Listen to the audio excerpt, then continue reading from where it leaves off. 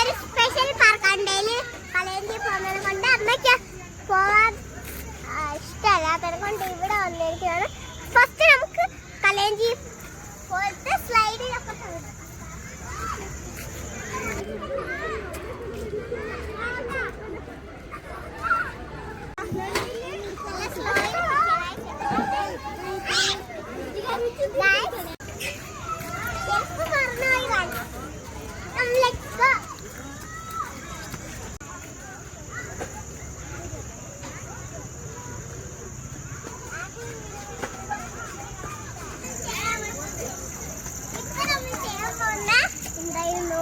എന്തായിരുന്നു അതിന്റെ പേര്?